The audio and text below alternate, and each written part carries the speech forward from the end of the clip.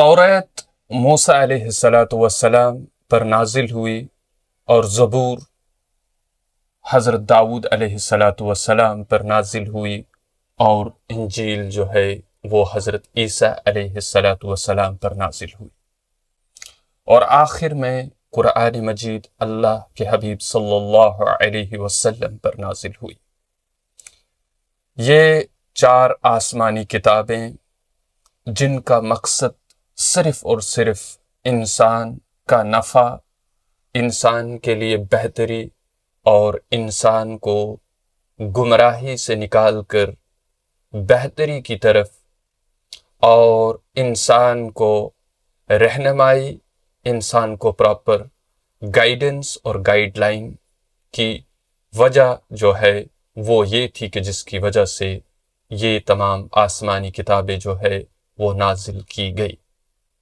کہ اے انسانوں، آپ رب العالمین، پروردگار عالمین، خالق کائنات کو پہچانیں۔ بالآخر قرآن مجید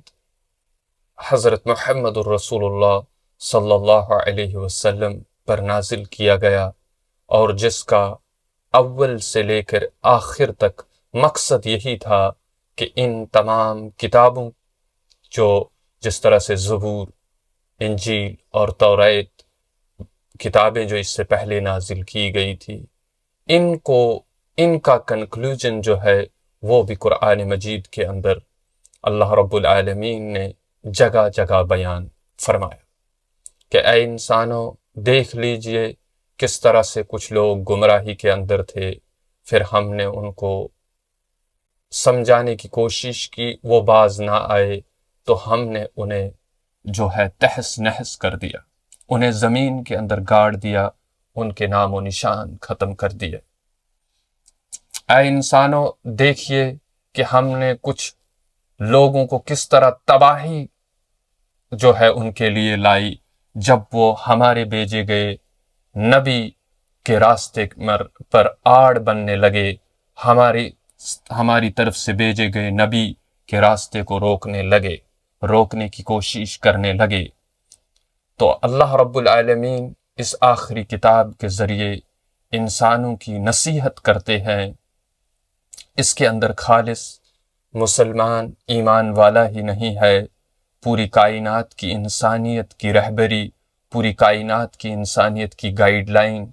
جو ہے وہ اس کتاب کے اندر ہے۔ اللہ رب العالمین انسان کی ابتدا سے انسان کی انتہا تک، اور کائنات کی ابتدا سے کائنات کی انتہا تک جو ہے اس کتاب کے اندر اللہ رب العالمین فرماتے ہیں، یعنی اول سے لے کر آخر تک تمام کی تمام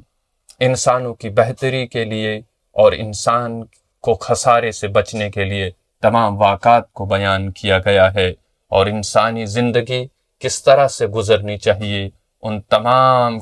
قسم کے مسائل اور تمام قسم کی چیزوں کو بیان کر دیا گیا ہے۔ اس لیے اللہ رب العالمین ہمیں قرآن سیکھنے والا بنائے، قرآن مجید کو سمجھنے والا بنائے، اور ہمیں دین اسلام کے بنیادی علوم سے نوازے۔